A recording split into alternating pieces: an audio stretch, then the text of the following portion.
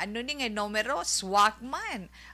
Siling nila kabakal man ko titawe, sudan kag bugas. Abam, nami man galino, kabisan paano gina-enjoy nila nga itong mga lucky numbers nga ginahatag, kag mabatian man nilang ila zini zodiac sign. Ha? Okay, sa sinianay nga bahin, si Tita Wilma magabasa na sang aton sulat para iya karon nga hapon.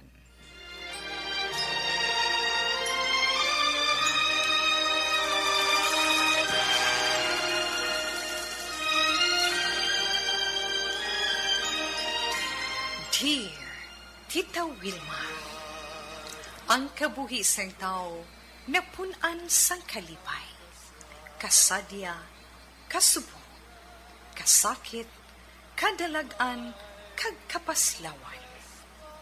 Ang tao mahimo malipay tungod sa kwarta, propiedad, pamilya, espiritual.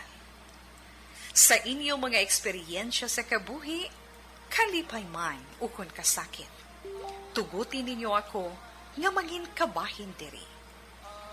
Dear Tita Wilma. Okay, so sini nga hapon ang atong sulat nga pagbasahon. Sa Facebook man lang sa Facebook niya gin paagi man sa aton Facebook page na nga Action Wilma Sugaton. Ang bana amo ang nagpadala sini na sang iya sini sulat isap kahitabo sa relasyon nila nga mag-asawa kag hoping ang iban dira nga mga palanggan naton nga mga tagpalamati magka-relate man sa natabo sini sa tunga nila nga duha na. Ang atong letter sender si Carl kag ang message ni Carl nagasiling, Dear Tita Wilma, greetings para sa imo. Kumusta ikaw? Panamyaw man ko sa tanan nga nagapamati sa This Is My Life kag sa tanan nga programa sang Action Radio. Ang akon sulat parte ni sa amon nga mag-asawa. Ako si Carl sang Handumanan, Bacolod City. Natabo ni Tita Wilma sang naka-attend kami sang party sang misis ko nga si Michelle. Maayo man ang tanan sang nag-umpisa na ang party kag ang party iya sang best friend sang asawa ko. Siyempre didto Tita Wilma nagkilit anay ang iya mga classmates sang una. Kag wala man ko sang makita sa ila, sang iya mga classmate nga may mga problema. Kag wala man ko sang naman napensaran nga problema sa mga makitaan sang akon mga mata. Nag-enjoy kag naga-enjoy man ako sa pag-upod sa iya mga classmates sang una sa pag-inom. Kantahanay kami sa video kay. Ulihi ko na batyagan nga daw damo na ang ako na inom. Mix titawe ang MP kag ang pula nga horse. Pagaparte, na? Sa mga nagainom kaintindi na sila. Na? Sang nabatyagan ko nga daw hubog na ko, ginhagad ko ang asawa ko nga mapuli na kami. Pero hindi pa siya, kay naga-enjoy pa siya. Nagkadto siya kay Samo, nagkadto siya Japon sa tunga, kag nag-upod sa iban niya nga mga classmates, kag nagsaot pa sila. Sang ulihi daw na init ako. Siguro tungod nga may ego nako, kag wala na ko control sa akon kaugalingon. Kag nakasinggit ako, nagguagid ang dako kag matunog ko nga tingog. Baskog gidya, Tita Wilma, nabulabugid ang tanan. Abi anay nila, nagpangimon ako. Mayo lang gani. Kag ginpalapitan ako sang utod sang birthday celebrator. Puwartigid ang akig ni Michelle tungod nahuy-an siya kuno sa atubangan sang iya mga classmates sang una. I'm sorry. Especially sa birthday celebrator. Pero honestly, Tita Wilma, hindi ko hungod ang mga natabo. Abi mo pilagid kaadlaw nga wala gid ko ginsapak-sapak ni misis ko. Wala man ko sang mahimo, kundi ang magpangayo sang sorry sa iya. Pero wala gid. Dugay lang gid, Tita Wilma. Nalabutan guro almost 1 month. Pero last ay pa nga pagbugno sa akon. Hehehehe. Para sa hehehehe. Ina lang ang akon ma-share, so this is my life. Salamat gid sa pagbasa. Mama, something nagabasa si Tita Wilma, nagayuhom kita, no? Nagayuhom kita tungod. Di may imagine tabilang scenario. Although nga, simple lang gid ang kaundan sang iya sulat, pero siling ko, makarelate ang iban dira naton nga mga palangga nga mga tagpalamati. Di ba la? Kabalugig ko nga makarelate ka mo dira. Ilabi na gid sa tion iya sa mga pagdipon-tipon, may iban gani reunion tingin nyo ginkadtuan gani iya tuto Carl birthday nagkadto na ko da pero wala pa ko kapangayo mayong hapon sa imo wala man ko kapasalamat, but anyway salamat kag mayong hapon sa imo tuto Carl. Hindi kabalugid kita kun ang isa ka tawo makainom sa makahulubog nga ilimnon, duwa lang gid kabagay ang matabo, na duwa lang gid kabagay ang matabo.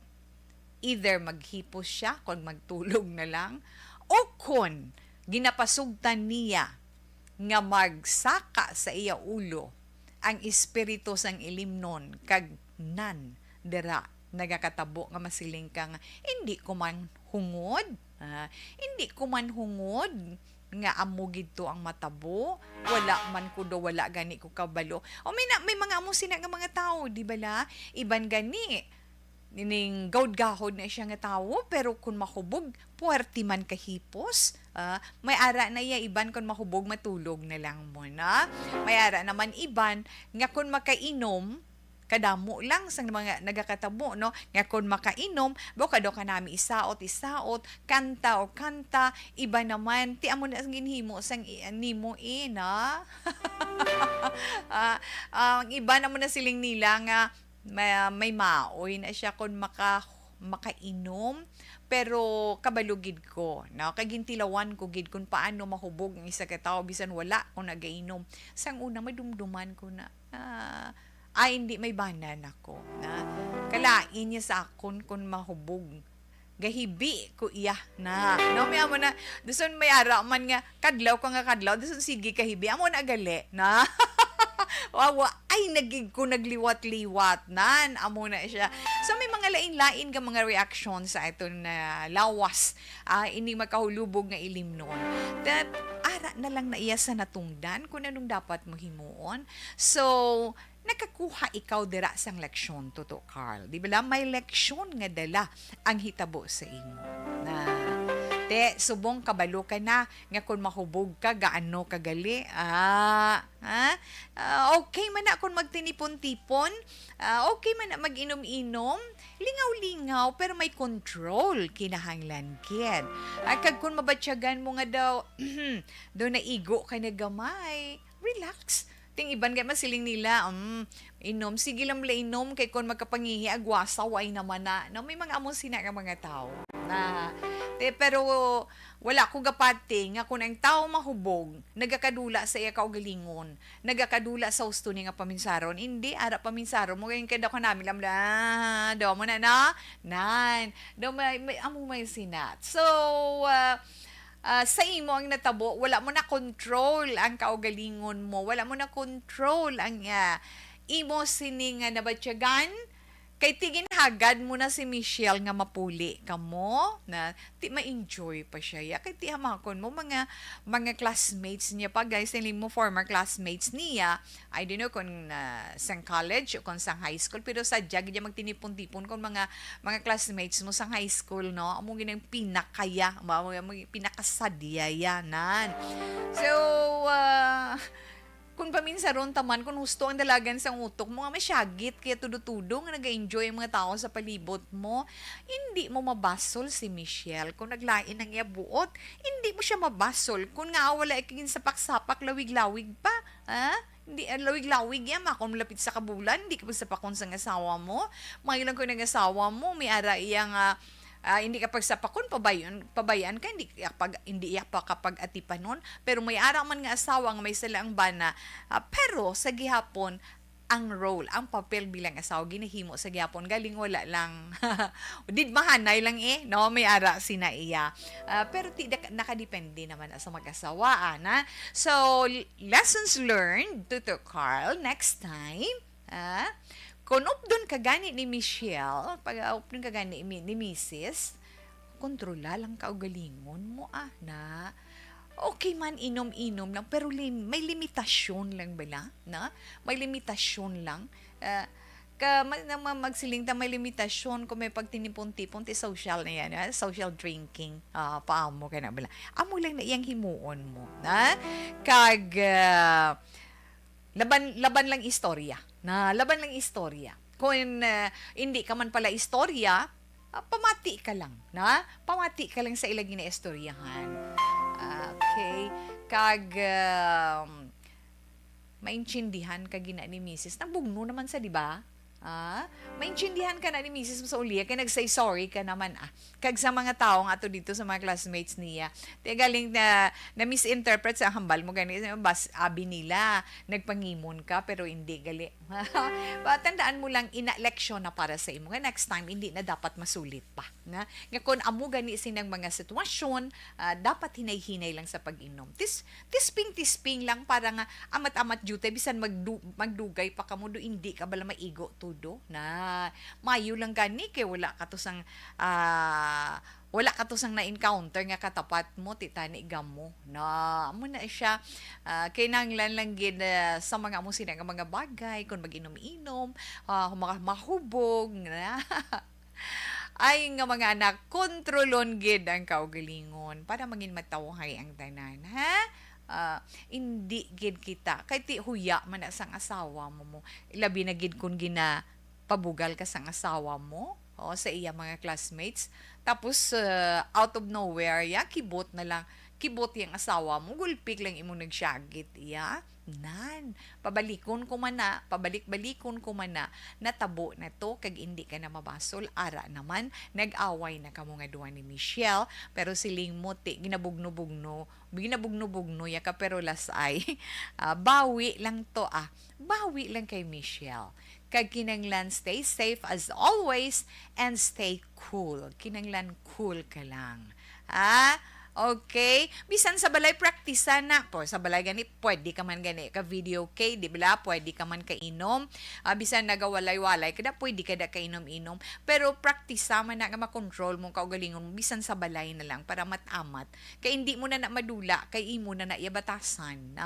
Imo na batasan, hindi naton madula ang hindi nami nga batasan, pero ma-refine naton, mapahagan-hagan naton paagi sa pag-control sa aton kaugalingon. Amo lang nang matugda ni Tita Wilma sa imo, Okay.